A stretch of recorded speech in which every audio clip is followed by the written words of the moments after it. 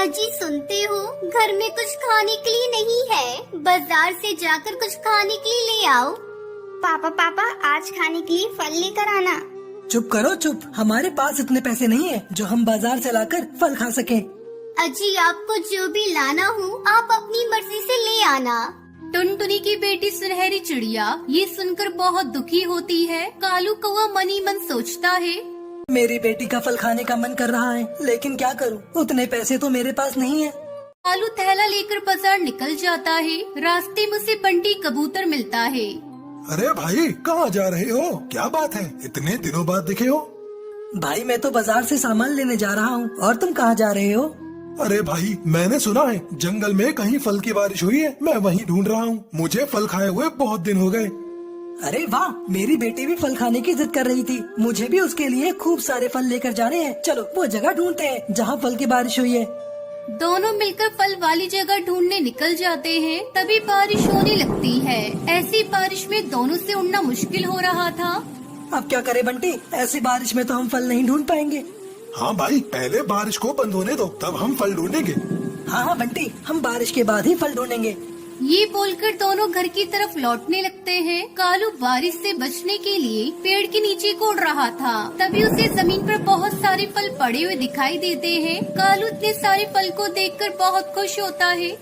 अरे वाह, भगवान ने मेरी विनती सुन ली, आज मेरी इच्छा पूरी हो गई। अब मैं खूब सारे फल घर ले जाऊंगा और अपनी बेटी को भी खिलाऊंगा।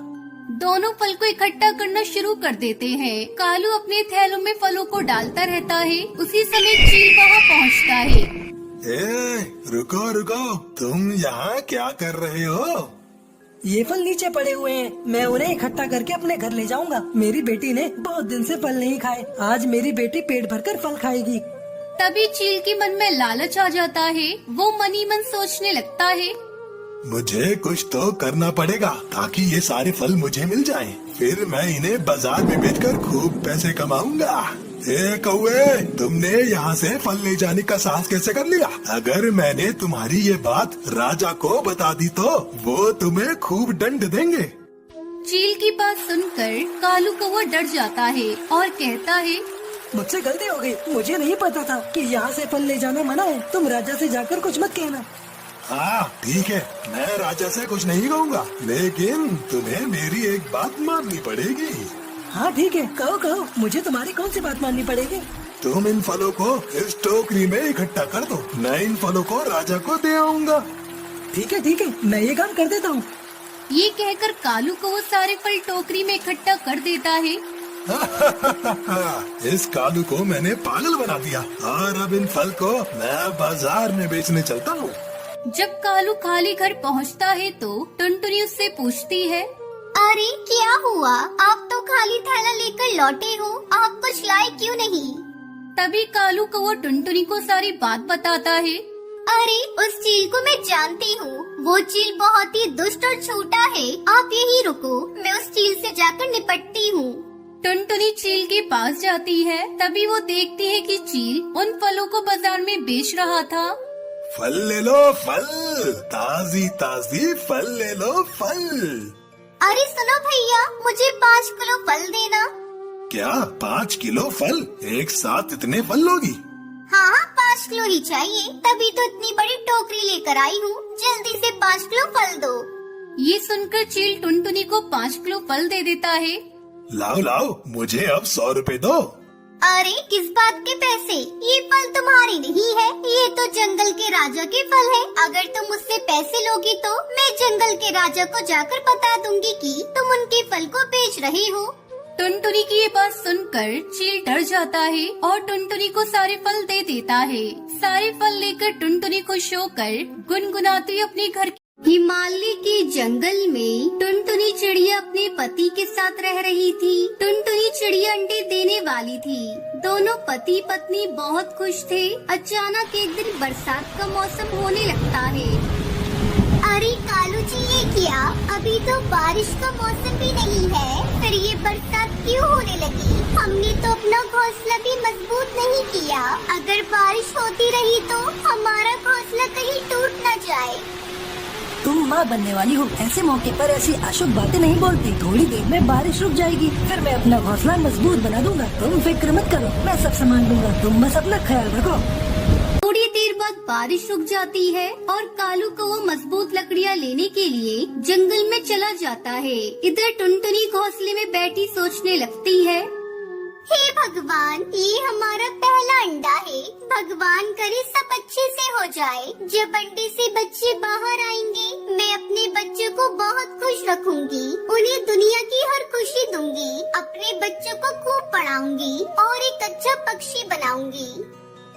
टुनटुनी चिड़िया भी ऐसा सोच ही रही थी कि तभी तेज बारिश शुरू हो जाती है। थोड़ी देर बाद कालू कौवा खाली हाथ वापस घर आ जाता है। तुम ठीक तो हो ना टुनटुनी? हाँ कालू जी, मैं तो ठीक हूँ, लेकिन आप खाली हाथ वापस क्यों आ गए? लकड़ियाँ कहाँ है? आप तो घोंसला मजबूत करने के लिए लकड़ियाँ लेने गए थे ना, क्या हुआ? मैं क्या करता टुनटुनी, मैं लकड़ियाँ ढूंढ रहा था कि तभी बारिश शुरू हो गई और मुझे खाली हाथ वापस लौटना पड़ा। तभी टुनटुनी चिड़िया चिल्लाने लगती है, कालू जी, मेरे पेट में बहुत जोरों से दर्द हो रहा है। ऐसा लगता है मेरे अंडे देने का समय आ गया है। थोड़ी देर बाद टुनटुनी चिड़िया 2 अंडे देती है। वो अपने अंडों को देखकर बहुत खुश थी। वो अपने अंडों को चूमने लगती है और अपने पंखों में छुपाकर गर्माहट देने लगती है। बाहर बारिश तेज होती जा रही थी। तभी कालू कहता है, टुनटुनी, बारिश बहुत तेज है, सारे पक्षी अपना अपना घर छोड़कर जा रहे हैं। चलो तुम भी कहीं सुरक्षित स्थान पर चलो, मुझे बहुत चिंता हो रही है, कहीं हम इस बारिश में दब न जाएं। नहीं, आप कुछ भी कर ले, मैं अपने अंडों को छोड़कर कहीं नहीं जाऊंगी। मैंने बहुत दुख सहे हैं। अभी अभी तो मैंने इन अंडों को जन्म दिया है और आप चाहते हैं मैं इन अंडों को यहाँ छोड़कर अपनी जान बचाऊं? आपको जाना है तो जाइए, मैं कहीं नहीं जाऊंगी। मेरी बात मानो टुनटुनी, अपना घोंसला बहुत कमजोर है, कभी भी टूट सकता है। चलो यहाँ से कहीं और चलते हैं।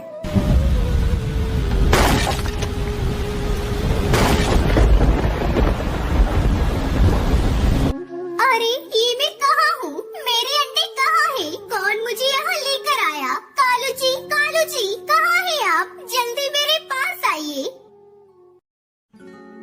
चुप हो जाओ टुनटुनी, मत रो। तुम्हें नहीं पता, आधी रात को तुम अचानक बादल गरजने की आवाज सुनकर बेहोश हो गई थी, तब मैं तुम्हें यहाँ लेकर आया।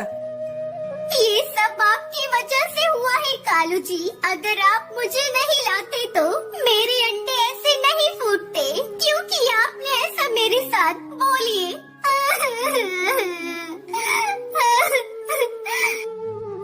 लेकिन टुनटुनी, तुम्हारी जान मेरे लिए बहुत कीमती है। अंडे तो हो जाएंगे, अगर तुम्हें कुछ हो जाता तो मैं तो जीते जी मर जाता। चलो अब बारिश थम चुकी है, मैं जल्दी से अपना नया घर बनाता हूँ। फिर कालू कौवा जंगल से हरे हरे बांस लेकर आता है। तभी कालू को रास्ते में एक छोटी सी चिड़िया रोती हुई दिखाई देती है, जिसका नाम सुनहरी होता है। कालू कौवा सुनहरी के पास जाता है और उससे कहता है, बेटा नन्ही चिड़िया, तुम कहाँ से आई हो और रो क्यों रही हो? तुम्हारा घर कहाँ है? अंकल जी, मेरा नाम सुनहरी चिड़िया है। मेरा घर बारिश की वजह से टूट गया है और मेरे माता पिता भी इस दुनिया में नहीं रहे। अब मैं क्या करूं? कहाँ जाऊं? किसके सहारे जीऊं? मैं अनाथ हो गई अंकल। कौन कहता है बेटा तू अनाथ हो गई है? तू चल मेरे साथ बेटा मेरे घर, वहाँ तुझे एक अच्छी माँ मिलेगी। तू अब से हमारे साथ रह लेना, मेरी बेटी बनकर। ये सुनकर सुनहरी बहुत खुश होती है और कालू कौवा उसे टुनटुनी के पास ले जाता है और उसे सारी बात बताता है। हे भगवान, तेरे घर देर है पर अंधेर नहीं। तूने मुझसे मेरे बच्चे छीनकर इतनी प्यारी बच्ची दी। आज से सुनहरी बेटा, मैं तुम्हें अपनी बेटी की तरह प्यार दूंगी। तुम्हें कभी एक माँ की कमी महसूस होने नहीं दूंगी। अब सुनहरी को देखकर टुनटुनी भी अपना गम भूल जाती है। फिर तीनों मिलकर हरे बांस से अपना नया घर बनाते हैं और खुशी खुशी उसमें रहने लगते हैं।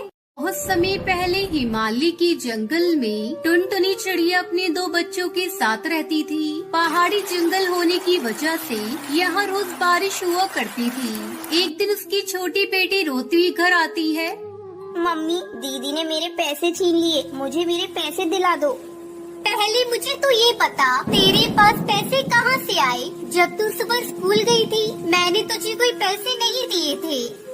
मम्मी, मैं आपको बताती हूँ, जब हम दोनों सुबह स्कूल जा रहे थे तब सुनहरी को रास्ते में ये पैसे पड़े हुए मिले थे। मैंने इससे बोला घर ले जाकर मम्मी को दे दो। तब ये टॉफी खरीदने जा रही थी, इसलिए मैंने इससे पैसे छीन लिए। कमबख्त, तुम लोग हर बात में झगड़ा करती हो। आगे से जब भी तुम लोगों को रास्ते में पैसे पड़े हुए मिले तो उससे किसी भिखारी को दे देना। ठीक है मम्मी। चलो अब तुम दोनों लड़ाई झगड़ा छोड़ो और चलकर भोजन कर लो। टुनटुनी चिड़िया अपनी दोनों बेटियों को रोटी और नमक खाने को देती है। मम्मी, मुझे ये रोटी और नमक नहीं खाना, मुझे सब्जी दो, तब मैं रोटी खाऊंगी। कहाँ से तेरे लिए सब्जी लाऊं? मेरे पास सब्जी खरीदने के लिए पैसे नहीं है। खाना है तो खाओ, नहीं तो तुझे भी खाने को नहीं मिलेगा। सुनहरी चिड़िया बिना भोजन किए ही वहाँ से चली जाती है। शाम को जब कालू कौवा घर आता है तो टुनटुनी उससे सुनहरी की शिकायत करती है। क्या हुआ जी, आज भी आपको कोई काम नहीं मिला? बच्चे कई दिनों से रोटी और नमक खाते खाते उब गए हैं। अब तो सुनहरी ने भी खाना खाना बंद कर दिया है। मैं अपने बच्चों को 2 वक्त का भरपेट भोजन भी नहीं करा सकता। मैंने कभी नहीं सोचा था कि मुझे ये दिन भी देखना पड़ेगा। तभी सुनहरी चिड़िया वहाँ आती है। सुनहरी बेटा, तुम्हारी माँ बता रही है आज तुमने भोजन नहीं किया। पापा, मुझसे रोटी और नमक नहीं खाया जाता। आप मेरे लिए जलेबी लेकर आना, फिर मैं रोटी खाऊंगी। ठीक है मेरी गुड़िया, मैं कल तेरे लिए जलेबी ला दूंगा। ऐसा कब तक चलेगा जी? बच्चों को कब तक तुम झूठा दिलासा देते रहोगे?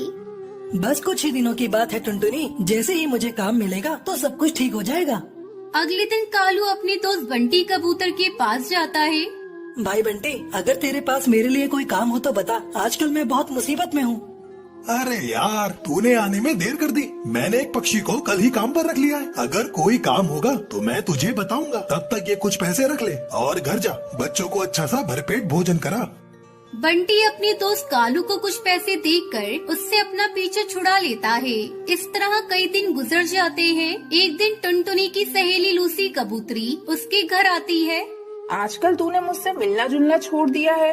अरे लूसी, क्या बताऊं, मैं बहुत परेशान हूँ। कालू जी को कहीं भी काम नहीं मिल रहा है। घर पर हमें नमक रोटी खानी पड़ रही है। बच्चे भी अब उसे खा खा कर उब गए हैं। बहन, तू इतना परेशान है, तू मेरे पास आकर मुझे बताती तो सही। तू मुझे बिल्कुल अपना नहीं समझती।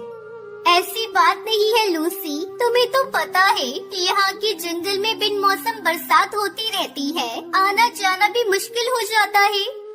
तो फिर ये ले बरसाती अंगूर। मैंने अंगूर की खेती शुरू की है, सोचा इसी बहाने तुझसे मिल भी लूंगी और अंगूर भी दे दूंगी। मैं तो कहती हूँ तू भी अंगूर की खेती करना शुरू कर दे, बहुत प्रॉफिट है इसमें। और तो और इसमें खेत की भी कोई जरूरत नहीं। तुम अपने पेड़ के नीचे खाली पड़ी जमीन में इसके बीज दबा देना और कुछ ही दिनों में इसकी बेल तुम्हारे पेड़ से लिपट जाएगी और तू जी भर कर अंगूर खाना। और बाजार में इसकी बहुत डिमांड है। टुनटुनी अपनी सहेली लूसी की बातों को मानकर अंगूर की खेती करना शुरू करती है। जल्दी उसके अंगूर तैयार हो जाते हैं। फिर टुनटुनी और कालू अंगूर तोड़कर बाजार में अच्छे दाम पर बेच देते हैं। अपनी पहली कमाई को देखकर टुनटुनी की आंखों में आंसू आ जाते हैं। देख रहे हो जी, अंगूर की पहली फसल बेचकर हमें कितनी अच्छी कमाई हुई है। अपने गरीबी के दिन कट गए। हमारे बच्चों को रोटी और नमक खाना नहीं पड़ेगा। भीमनगर के जंगल में टुनटुनी चिड़िया अपनी बेटी सुनहरी चिड़िया और अपने बेटे गोलू चिड़ा के साथ रहती थी। टुनटुनी चिड़िया बहुत ही गरीब थी। बहुत मुश्किल से मेहनत मजदूरी करके वो पैसे कमाती थी और अपने दोनों बच्चों को पालती थी। बारिश का मौसम आने वाला था। जंगल के सभी पक्षी अपने अपने घोंसले की मरम्मत कर रहे थे। मम्मा, देखो ना, जंगल के सभी पक्षी अपने अपने घोंसले की मरम्मत कर रहे हैं। अपना भी तो घोंसला कई जगह से टूट गया है। क्या तुम अपने घोंसले की मरम्मत नहीं करोगी? तू तो देख रही है बिटिया, कितनी मुश्किल से मैं पैसे कमाती हूँ। मैं कैसे अपने घर की मरम्मत करूँ? घर की मरम्मत करने में काफी पैसे खर्च हो जाएंगे। तभी उसका बेटा गोलू चिड़ा वहाँ से जाने लगता है। अरे गोलू, तू कहाँ जा रहा है? देख रहा है काले काले बादल आकाश में घिरे हुए हैं। कहीं बारिश होने लगी तो तू रास्ते में ही फंस जाएगा।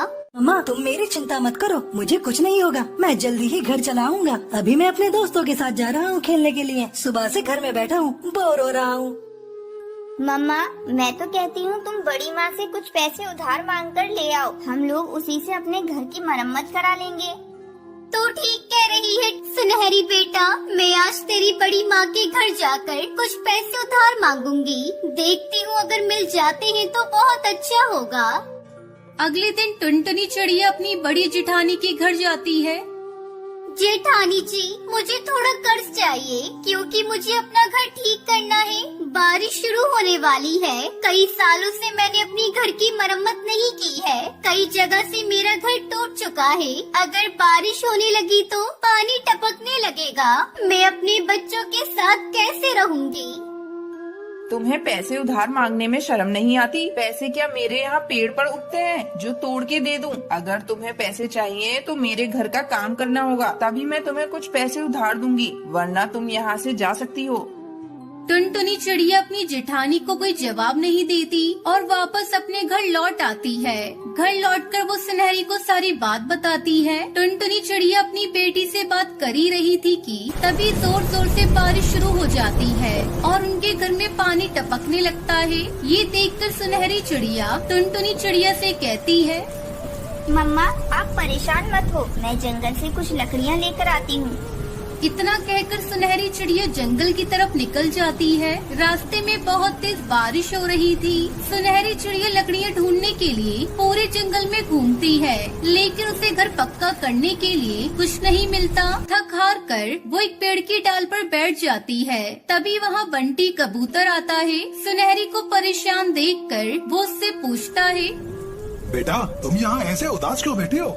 अंकल जी हमारा घर टूट गया है और बारिश की वजह से उसमें पानी आने लगा है। अब मैं क्या करूं? मेरी माँ भी बहुत परेशान है। बेटा मैं पास के ही जंगल में रहता हूँ और तरबूज बेचकर अपने घर का गुजारा करता हूँ। मेरे पास तरबूज के बहुत सारे छिलके हैं, उसके छिलके बहुत मजबूत हैं। तुम चाहो तो उससे अपना घर बना सकते हो।